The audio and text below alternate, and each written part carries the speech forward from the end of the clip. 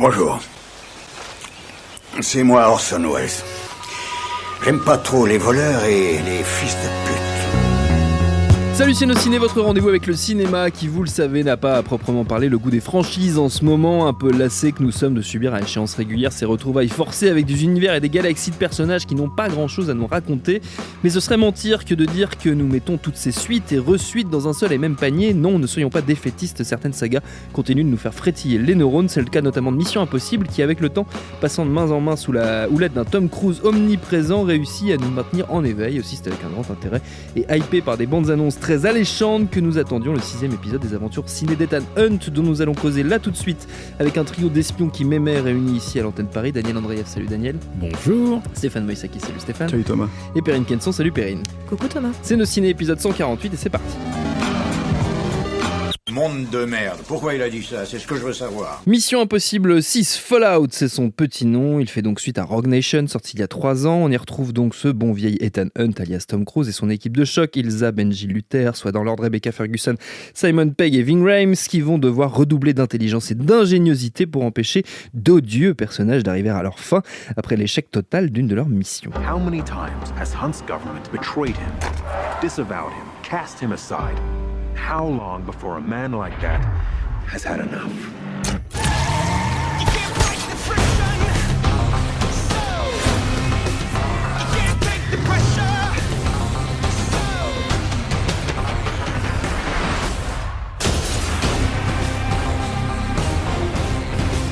you can't fight the friction.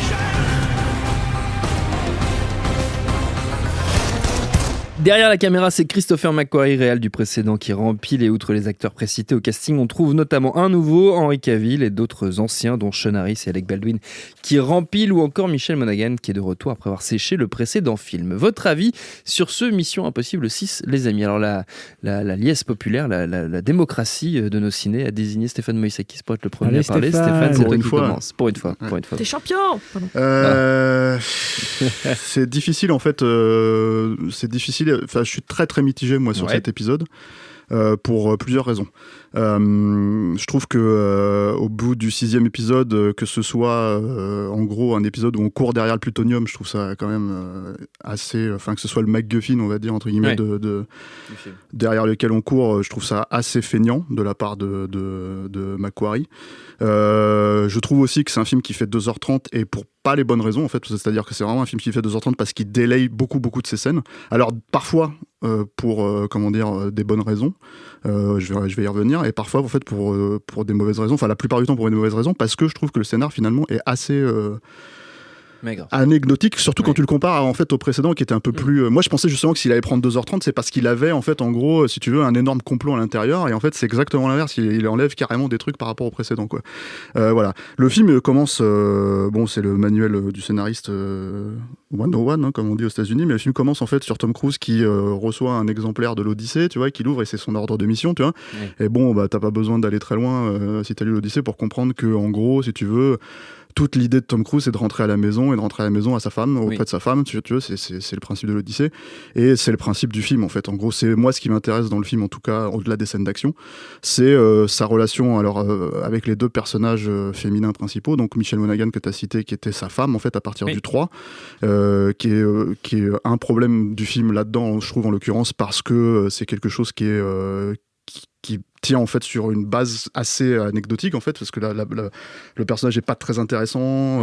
Ils ont essayé de le faire revenir vaguement à la fin du 4 pour une continuité, elle faisait un caméo à la fin du 4. Pour expliquer en fait en gros si tu veux que d'un seul coup à partir du 3 il y a une histoire, il y a un plot qui se suit quoi. Et à côté de ça il y a cet autre personnage qui est le personnage d'Ilsa, qui est beaucoup plus intéressant parce qu'il a été pour le coup lui vraiment posé dans l'épisode précédent. Je crois qu'on avait fait un épisode sur Mission Impossible en fait spécial en fait, qui a peut-être été diffusé. On a enregistré une spéciale Mission Impossible. Voilà, et comme disait Perrine dans cet épisode là, ce qui était intéressant c'est que c'est l'alter ego d'Ethan Hunt en fait. Et ça, c'est clairement quelque chose qui est lié en opposition, en fait, qui les met en opposition à un moment donné dans le film. Et qui fonctionne bien. Donc sur le macro, je trouve ça assez raté, c'est-à-dire que vraiment, le pourquoi en fait d'un seul coup on est à Paris, puis ensuite on est à Londres, et puis ensuite on est à, tu vois, je sais plus où. le Cachemire ou je sais pas quoi. Enfin, pourquoi en fait tout ça, je trouve c'est assez bateau quoi. Mais par contre les liens entre les personnages, il y a quelques petits trucs qui fonctionnent vraiment bien. Il y a une très belle scène, moi je trouve elles sont très bien écrites en fait, les scènes de conversation entre Tom Cruise et Ilsa.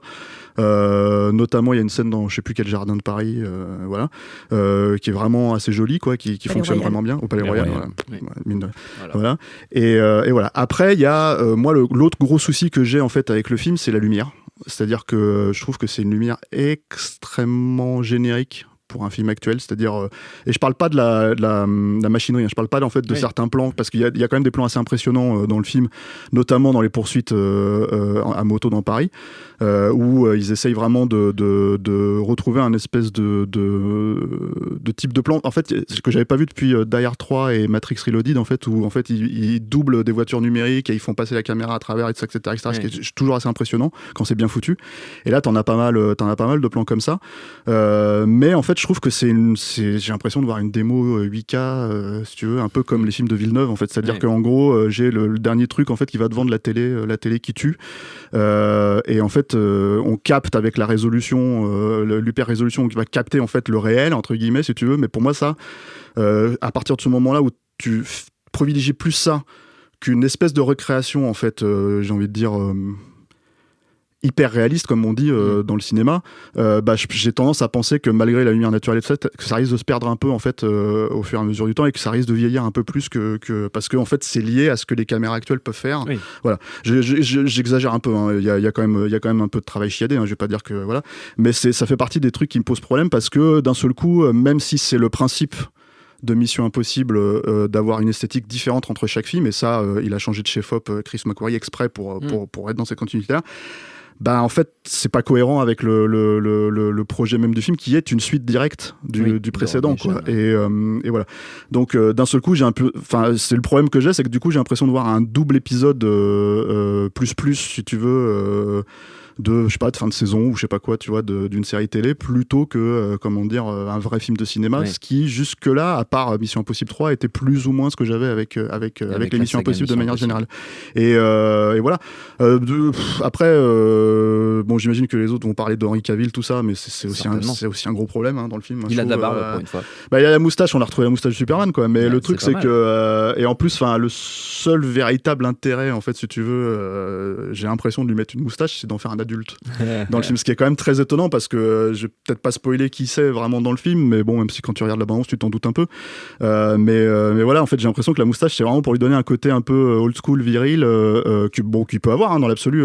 Moi j'ai rien contre lui, mais je veux dire, j'ai pas je pense que c'est un acteur qui peut voilà, mais c'est juste que en fait ça fait bizarre de voir on va dire un antagoniste à Tom Cruise qui fait 2 fois moins que son âge, tu vois. Donc d'un seul coup, en fait, t'as l'impression qu'ils ont eu besoin de le vieillir un peu. Et voilà. L'autre truc, c'est que Tom Cruise, ça je vais faire ma mauvaise langue, ça commence un peu à se voir, le Botox.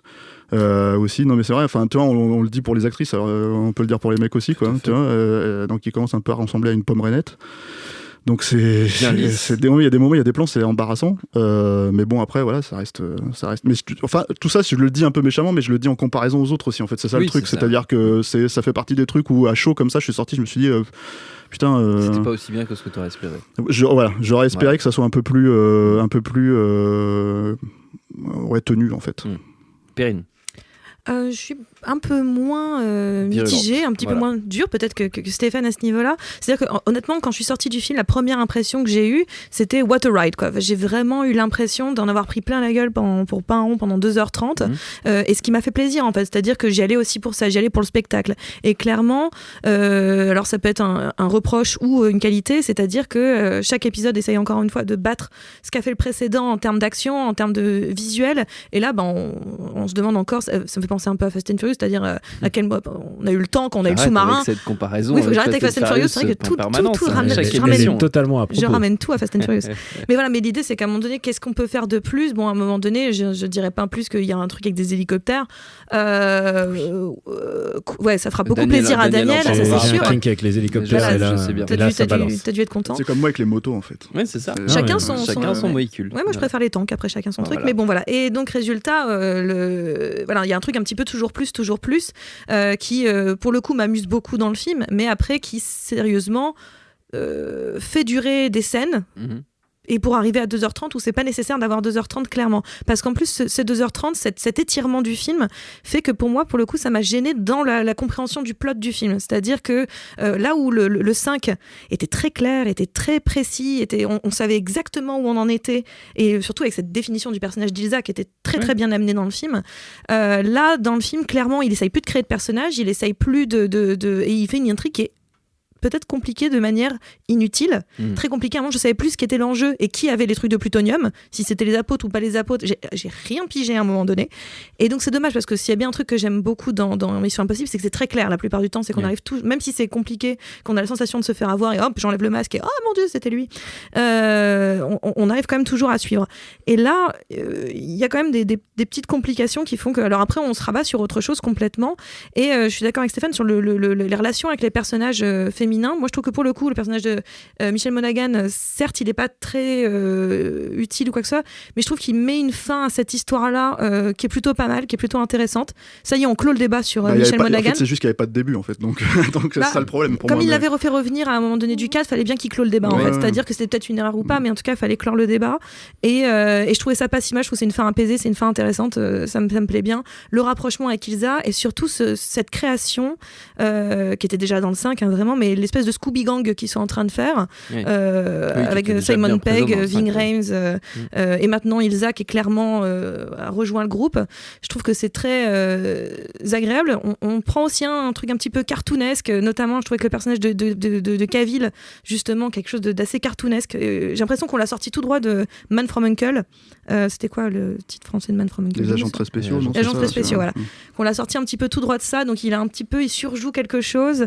C'est pour ça qu'on a un peu du mal à le prendre au sérieux, et clairement la bande-annonce trahit tout le truc, donc ce n'est jamais un enjeu, ce personnage, il n'est jamais un enjeu, mais il offre je trouve quelques scènes intéressantes, quelques fulgurances dans le film, et ce côté un peu cartoon par moment, surtout sur la fin.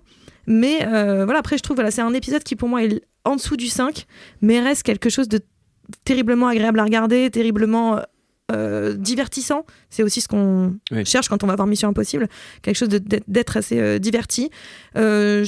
Après voilà, je trouve que c'est pas justement, c'est peut-être l'épisode qui en dit le moins sur ce qu'est Tom Cruise à l'heure actuelle. Mais en même temps, c'est Tom Cruise qui clairement dit maintenant qu'il fait partie d'une équipe, et je trouve que ça c'est une évolution intéressante, même si encore une fois tout est sur lui, tout est grâce à lui, mais quand même on comprend que c'est quelqu'un qui ne peut pas tenir seul, là où des épisodes d'avant c'est quelqu'un qui pouvait largement s'en sortir seul. Là clairement il a besoin, et la toute dernière mission dans le film prouve bien qu'il ne peut pas être seul, il ne peut pas faire les choses seul. Donc je trouve que c'est l'évolution de ce personnage qui se pensait exclu et outcast et isolé, qui finalement découvre qu'il fait partie d'un groupe, et c'est ça que j'ai apprécié dans le film totalement. Daniel. C'est vrai qu'il peut pas être seul, et c'est vrai qu'il y a un vrai changement dans le personnage de Tom Cruise, puisque je crois que c'est un des premiers films depuis très longtemps où on ne le voit pas torse nu, et je pense que là c'est un peu le film, c'est un peu tu sens que c'est un moment là, c'est un film de rupture quoi. C'est un cap dans sa vie quoi. Il a 56 ans quoi. Donc voilà, c'est ça l'enjeu. C'est Tom Cruise. Il court toujours aussi bien. Tom Cruise, qu'est-ce qu'il court vite. Putain ouais. C'est ouf. J'arrête, j'allais faire une comparaison avec du football, j'arrête tout de suite. Il va bientôt avoir 57 ans, et c'est le film où tout se joue pour lui. Et alors pour moi, évidemment, Tom Cruise, il devait passer le relais à un moment ou à un autre, et ça devait se faire dans Mission Impossible. Et en fait, non. Si on est un peu Tom Cruiseophile comme je le suis, c'est un film indispensable parce que littéralement, on voit deux femmes qui se passent... Non, c'est pas lui qui passe le relais, c'est deux femmes qui se passent le relais de Tom Cruise. Littéralement, elles se passent le petit Tom Cruise d'une main à l'autre. C'est génial. C'est vraiment un vrai plaisir à regarder. Après, il y a un truc, c'est que j'aime bien les blockbusters de l'été. J'aime bien quand ça tape, j'aime bien quand ça explose. J'ai beaucoup aimé Rampage, tu vois, alors que c'est complètement stupide. Non, c'était très bien. C'est génial. Mais on a tous aimé Rampage autour de cette table. Stupide. Je cherche le rapport en fait. Et du coup, j'aime bien la tradition du blockbuster, et celui-là, il me donne exactement ce que je veux. La scène de baston dans les chiottes, elle est absolument géniale. Elle est jusqu'aux petites mimiques, jusqu'à Henry Cavill qui surjoue un peu des points. Ils sont tous à fond les ballons, et c'est ça que j'aime en fait, c'est qu'ils y croient. Alors c'est vrai, c'est peut-être pas le film qui aurait fait le passage de relais. Il y a aussi, c'est vrai, des petites longueurs, mais en même temps, je trouve ça pas mal. Je trouve pas mal les longueurs, parce que du coup, les moments où il y a vraiment des moments où j'ai vraiment eu des petits genre oh putain ça s'arrête enfin, parce que vraiment l'action est quand même très très très très tenue. Il y a des moments je pense aux hélicoptères notamment, puisque mais ça te fait pas chier quoi, que cette scène elle soit entrecoupée de mecs qui coupent tes fils en fait pendant 20 minutes. Pas du tout. Alors là pas du tout moi. Et alors, moi, ça dure une demi-heure, elle dure une demi-heure et t'as littéralement dans la demi-heure t'as 15 minutes de gens qui coupent Stéphane, tes fils. justement je trouve que cette partie là ce film réussit à faire bien ce que Mission Impossible 3 faisait mal, c'est-à-dire le côté vie de famille. Vie de famille, ça a toujours foiré à Tom Cruise. Il essaye de simuler, il essaye de faire genre il a une vie de famille, mais comme il connaît pas ça dans la vie, il n'arrive pas à bien le jouer. Et Mission Impossible 3 était justement un peu faiblard là-dessus. Et là, tout d'un coup, il y a un truc qui se passe, c'est qu'ils parlent tous, en fait, quelque part de Tom Cruise. C'est assez fascinant, d'ailleurs. Ils sont en train d'essayer de faire la bombe, de couper des fils, et en fait, ils sont tous en train de parler de lui. Je trouve ça un film absolument fascinant dans ce qu'il essaye de nous raconter sur Tom Cruise, et je trouve que Michelle Monaghan est vraiment ultra touchante, quoi, parce qu'il y a un moment où ils arrivent, ils disent, bon, bah, maintenant, on a coupé tous les fils, on fait quoi ? Et tout repose sur ses épaules. Je trouve ça, quelque part, je trouve ça vraiment bouleversant, et je m'attendais pas, au contraire, à un truc d'émotion dans un blockbuster comme ça. Moi je crois que c'est peut-être mon préféré de la série en fait. Oh bah dis donc. Non, je crois que c'est mon préféré de la série. Je trouve que le côté Paris magique où ça se téléporte et ça passe du canal Saint-Martin. Pas tant. Je trouve que pour le coup c'est une course-poursuite qui est assez logique, bon jusqu'à un certain point, mais très logique dans Paris. Jusqu'à je faisais ça s'enchaîne bien.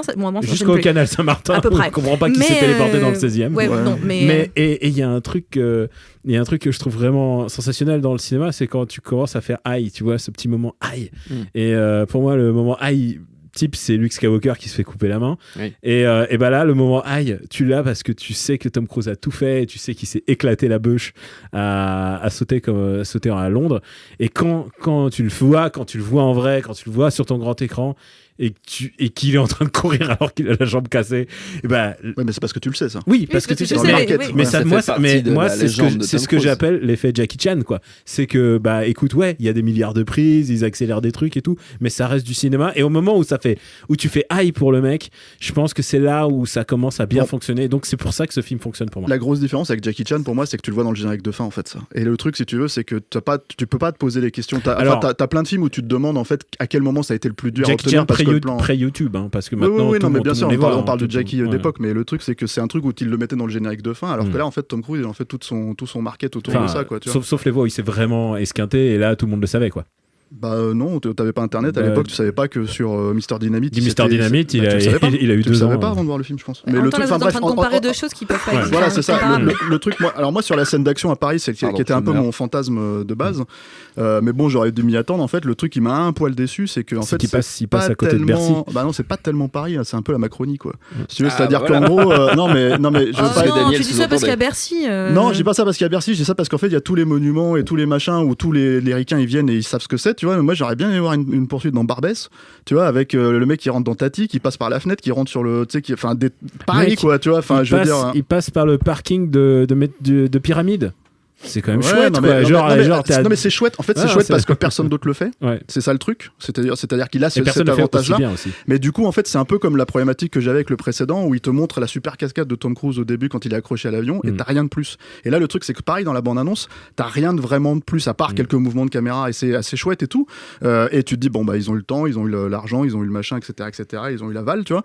Mais en fait, ça fait petit tour de touristique, si tu veux, pour Ricain, en fait, qui vient, et en fait non, alors moi en tant que Parisien, j'ai eu vraie satisfaction à voir le boulevard Garibaldi, tu passes, et puis en plus c'est un moment d'histoire. Je me suis dit peut-être il va prendre des Vélib, peut-être que dans mes fantasmes les plus fous, il prenait un Autolib et il faisait des ce que je veux dire en fait, c'est que si tu veux, c'est un peu comme Amélie Poulain, quoi, tu vois. Paris, c'est pas seulement ça, tu vois. Et le truc, si tu veux, c'est que j'aurais aimé, en fait, si tu veux, que d'un seul coup, alors le Paris d'Amélie Poulain, il est difficilement Amélie Poulain, mais bon. Non, mais tu sais très bien que pour les touristes, Amélie Poulain, c'est censé être Paris, si tu veux. C'est ça que je dis, quoi, tu vois. Je suis pas d'accord, parce que déjà dans la base, on commence quand même la majeure partie de la cascade, enfin de cette séquence-là. Alors, à part qu'on traverse plein de rues et en effet des quartiers plutôt bourgeois de Paris, mais quand même on passe une grande partie de notre temps à Bercy, qui est loin d'être un quartier hyper touristique, qui est loin d'être un quartier très joli en plus. Et je trouve qu'au contraire, on passe beaucoup de temps là-dessus, où on passe beaucoup de temps près d'un canal où techniquement on voit rien de ce canal, si ce n'est le bord de l'eau et des fourgons qui passent. Donc clairement, je trouve qu'on voit pas grand-chose. Ce que je veux dire, en fait, si je pousse loin, mais je vais peut-être pas demander ça de la part de Christopher McQuarrie, tu vois, mais j'aurais aimé, en fait, si tu veux, que ça ressemble à Paris, comme dans Die Hard 3, New York, ça ressemble à New York, tu vois, vraiment. C'est-à-dire qu'en gros, si tu veux, quand tu vois tous ces passages-là, tu vois tous les gens qui vivent, qui dans cette ville, etc., et c'est ce que j'aurais aimé voir. Et nous, en tant que Parisiens, pour le coup, contrairement aux spectateurs américains ou du reste du monde entier, c'est pas qu'on peut avoir cette exigence, mais on le connaît en fait ce Paris-là. Donc ce que je veux dire, c'est que j'aurais aimé, si tu veux, avoir ce truc-là. Mais après, encore une fois, c'est peut-être un fantasme un peu déplacé de ma part. Si puis tu tant veux, qu'il n'y a pas un mec avec une baguette dans la rue, moi ça me va. Enfin, tu vois, parce que là j'aurais trouvé moi, ça je veux vraiment. pas un mec avec une baguette dans la rue. J'aurais trouvé ça. Je suis contente C'est qu'il n'y en ait la pas. vaste C'est-à-dire que j'aurais trouvé ça grave. Ouais, enfin bon. Mais c'est-à-dire que je trouvais ça beaucoup mieux filmé Paris là que par exemple récément il y avait l'épisode de Sense8, l'épisode final de Sense8 qui se passe à Paris. Il était génialement baguette fromage. Mais l'épisode en soi est intéressant pour plein de raisons, mais il y a le Paris filmé dedans, c'est un Paris que moi je ne connais pas et que j'adorerais voir, mais que c'est un Paris que je ne connais pas. Je connais beaucoup mieux ce Paris que j'ai vu là. Il y avait même le mime Marceau. Il y avait le mime Marceau. Mais donc voilà, non, moi je trouve que dans Paris ça fonctionne plutôt bien et il s'accorde des respirations dans le film, notamment un truc avec une policière que je trouve plutôt réussi, vraiment réussi, et que c'était pas gagné. Mais clairement, ça fait partie des trucs. Alors là, ce qui est problématique avec cette scène, c'est la façon dont elle se termine pour moi, si tu veux. Mais c'est vrai que ça fait partie des trucs étonnants où d'un seul coup, en fait, il s'autorise des respirations. C'est-à-dire que dans ses longueurs, le film, il s'autorise des respirations à un moment donné qui sont des respirations bienvenues. C'est-à-dire quand je dis des respirations, c'est des respirations scénaristiques. C'est ce que j'appelle le micro en fait dans le film. C'est-à-dire les moments où, en gros, si tu veux, d'un seul coup, il s'arrête sur ce détail-là. C'est une femme flic, elle sait pas comment faire. Ils essayent de discuter, c'est de s'expliquer tout ça, etc. T'as un peu la même chose avec. T'as un peu la même chose dans la scène de baston dans le dans les chiottes où d'un seul coup t'as des clubbers qui rentrent, des Français qui commencent à déconner, etc. avec les types et tu te dis bon voilà comment ça va se passer quoi. Du Grand Palais. Mais c'est des trucs où tu te dis bah oui là effectivement c'est Christopher McQuarrie, c'est un scénariste, il sait travailler ces ruptures là, si tu veux, il sait les faire fonctionner. C'est clairement pour moi ce qu'il y a de mieux encore une fois dans le film, ce genre de petits moments. Bon, je vais pas spoiler la fin de la scène avec la femme flic quoi, mais je pense qu'il y avait une opportunité ratée. Et le truc si tu veux c'est que et surtout pour faire travailler le personnage de Tom Cruise en fait un peu plus, tu vois, voilà. Parce que là aussi c'est un des autres trucs en fait, c'est que effectivement il s'est constitué une équipe et à part un mort, si tu veux, qui est en plus un des trucs les plus tu vois, expédiés, moi je trouve, dans le film, bah t'as pas vraiment de perte d'enjeu, quoi, si tu veux. C'est-à-dire que même quand ils font revenir la femme de Tom Cruise à la fin, si tu veux, c'est pas un truc où moi j'ai l'impression qu'en fait c'est important pour lui, si tu veux, à ce moment-là. Moi, ça a fonctionné sur moi. Et tu parlais de problématiques juste avant. Mission Impossible, les problématiques elles sont toujours un peu maboules. Il y avait cet épisode où justement ils jouaient sur le fait que justement les masques ils arrivent plus à les faire et tout marche plus, et donc là il y avait vraiment un retour c'est vraiment le b.a.-ba quoi, c'est le masque. Et tu parlais de la problématique du plutonium. Moi ça m'a changé de la clé USB plantée dans l'eau. Vous savez pas, c'était le 4. Non, c'est le 5, c'était le 5. C'est 5, c'est Revelation. Ouais, alors du coup, ouais. Il y a un truc très concret non, mais le plutonium, ce que je veux dire, c'est que c'est Pierce Brosnan dans les années 90, quoi. Tu vois, enfin, chez James Bond, c'est ça que je veux dire. C'est vraiment des trucs, voilà. Non, mais c'est vraiment des trucs où tu te dis, tiens, enfin, c'est vraiment un device des années 80-90. C'était toujours basé sur le MacGuffin, et surtout, il y a le 3 entier était un MacGuffin. Encore une fois, peut-être encore une fois que je demande trop du film, mais quand le film commence et qu'on t'explique en gros, si tu veux que c'est des terroristes, je me suis dit, tiens, ils vont peut-être parler de Daesh de façon un peu, tu vois, détournée. Ouais, mais tu vois, enfin, je veux dire, on est en 2018, quoi. C'est pas les mêmes terroristes. Non, mais ils en parlent pas clairement, tu vois. Non, il y a un manque narco-gauchiste, qu'est-ce que tu veux là? Non, mais pas du tout. Il y a un manque d'explication à des moments qui, clairement, j'aime pas quand les films sont surexpliqués, mais là, je trouve qu'il y a des moments, ça manque de clarté clairement sur leur thème, sur leur terme, pardon. Et dans le genre, mais de qui vous parlez à un moment donné? Et moi, j'étais un peu paumée par rapport à ça. C'est dommage. Non, mais pour un film qui se passe à Paris, c'est ça que je voulais dire aussi, si tu veux, c'est qu'à un moment donné, non, mais tout le truc sur quand je parle de Daesh, c'est vraiment une façon, encore une fois, pas de citer Daesh objectivement, mais parler en fait contextuellement, si tu veux, du truc et de dire c'est la guerre qu'on mène actuellement, quoi. Donc quand t'as une équipe comme Mission Impossible qui vient bosser là-dessus, tu te dis bon bah ça peut être avoir cohérent. Et bon après encore une fois j'attends un film, enfin je sais que je vais voir un film PG-13. En fait encore je sais que c'est encore un truc où je me dis bon je devrais pas attendre de McQuarrie d'être McTiernan, je devrais pas attendre de Mission Impossible d'être Die Hard, etc. Je sais tout ça, tu vois. C'est juste qu'en fait je vois les opportunités et je me dis merde, tu vois, c'est dommage en fait que les mecs se tirent des balles dans le pied ou s'empêchent en fait d'aller plus loin juste parce que c'est un PG-13, juste parce qu'il y a Tom Cruise, juste parce que c'est Paramount, que c'est leur tentpole de l'année, qui sont obligés d'assurer au box-office, etc. C'est surtout là. Je le vois pas comme un blockbuster, je le vois comme un film, moi, le film, tu vois, c'est ça le truc, en fait, à un moment donné. Ok, Très bien. Avant de se quitter, les amis, comme d'habitude, on va faire un petit tour de recommandations. Et évidemment, vous êtes libre de vous éloigner du domaine de l'espionnage et de Mission Impossible. Vous faites comme vous le sentez. Qui va commencer ? Tiens, Daniel, tu vas commencer. Bah écoute, c'est une reco de quelque chose que c'est mieux. Je n'ai pas encore vu, mais alors qui m'emplit de joie. C'est pour vous, c'est pour souhaiter de bonnes vacances, pour dire que bah voilà, la vie est belle. Il y a un nouveau projet de Sacha Baron Cohen qui vient d'être diffusé hier soir. Alors, à l'heure où nous enregistrons cette émission, parce que tu dis hier soir, nous sommes censés être en août. C'est vrai. Donc, tout le monde a eu le loisir de le voir. Moi, je l'aurais vu déjà 15 fois. Et je trouve que le fait qu'il y ait quelque chose de nouveau de Sacha Baron Cohen, pour moi, c'est de la joie dans mon cœur. C'est mon petit cœur qui fait poum poum. J'ai hâte de retourner, de regarder ça et de l'apprendre par cœur pour te le réciter à la rentrée. C'est ce que je ferai. Ça s'appelle ça a l'air cool. Hein. Ça a l'air extraordinaire. Cool, ouais. Who is America de Sacha Baron Cohen, disponible chez votre cousin américain. Il vous enverra la cassette vidéo. Voilà. Bien sûr. Perrine. Moi, c'est la course-poursuite dans Paris qui m'a donné envie de parler d'un film que je suis seule au monde à aimer, je pense. C'est G.I. Joe de Stephen Sommers. Je suis seule. Il y a aussi Martha Sommers, la mère de Stephen Sommers, qui aime beaucoup le film. Je pense. Et sa petite fille qui l'a vue quand elle avait 5 ans, maintenant elle l'aime plus du tout. Parce qu'il y a la Tour Eiffel qui est détruite. La Tour Eiffel est détruite, non mais surtout il y a une course-poursuite dans Paris qui pour le coup n'a aucun sens, mais aucun sens. Ils prennent un virage, ils ont fait 6 km les gars, c'est complètement fou. Et moi, ça m'avait beaucoup amusé à l'époque. Et surtout, je suis une vendue à Stephen Sommers de façon assez terrible. Okay. Et voilà, le film... Chacun ses problèmes. Ouais. Mais voilà, et le film avait énormément plu parce que je le trouve très, très premier degré, justement... du vrai et pur divertissement très très généreux que c'est faire Stephen Sommers, et moi ça me plaît énormément, même si encore une fois pour le coup là en termes de masque et de je vous ai bien eu parce que je sais pas qui vous pensez, on est bien dedans, et donc en fait finalement c'est le Mission Impossible du pauvre, et moi ça me plaît énormément. D'accord. Mission très possible. Mission Impossible du bac à jouer. Alors moi j'ai fait tous les Clint Eastwood qui étaient être liés de près ou de loin à Mission Impossible, puisque j'ai fait Firefox, donc qui est un film d'espionnage, j'ai fait La Sanction, qui est un film d'espionnage, et dans lequel Clint Eastwood faisait Tom Cruise avant que Tom Cruise fasse Tom Cruise, c'est-à-dire qu'il grimpait lui-même aussi je sais plus quelle montagne c'est dans le film, je crois du si enfin bref, je sais pas, les Alpes ou je sais pas quoi. Voilà, c'était assez beau parce que c'était Clint, quoi, tu vois. Donc voilà, donc je sais pas, en fait il y a encore quelques films que j'ai pas traités, il y a aucun rapport en fait avec Mission Impossible, voilà, mais je vais recommander allez, comme ça, Le Maître de Guerre, tu vois, qui est quand même level badass 100, tu vois, pour Clint Eastwood, qui joue un bon reclus de l'armée à qui on file une paire de bleu-bites en fait à entraîner, et en fait qui vont partir sur l'île de Grenade pour une mission, la fameuse mission dans les années 80, voilà. Et le truc c'est que c'est je sais pas comment placer ça, du concentré de machisme absolu avec une VF absolument dantesque, et que je ne vais pas imiter ici parce que tu vois. Et je regarde rarement, mais il y a 2 Clint Eastwood que je regarde quand même en VF parce que la VF est complètement hallucinante. C'est limite, c'est Le Grand Détournement, c'est L'épreuve de force et Le Maître de Guerre. L'épreuve de force, évidemment. Où la VF est tellement hallucinante que voilà, quoi, que ça en rajoute encore un petit côté roulage de mécanique, quoi. Donc voilà, donc à l'heure où Tom Cruise commence à ressembler à une pomme rainette, il fait bon de revenir aux valeurs. À quelqu'un qui ressemble à une vieille pomme. Je pensais que t'allais faire Quand les aigles attaquent. Mais je l'ai fait la dernière fois du film, en fait. Je les ai tous fait, les Clint Eastwood, maintenant. C'est lui qui m'oblige à faire une reco.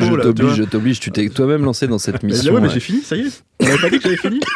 Voilà. C'est la dernière émission de la saison, donc oui, tu as sur les routes de Madison, Le Maître de Guerre, Heartbreak Ridge. Voilà. Tu pourras dès la rentrée commencer à recommander d'autres films où il n'y a pas Clint Eastwood, qui n'ont pas été réalisés par Clint Eastwood. Pas des films réalisés par Dieu. Exactement. Voilà, notre temps est écoulé.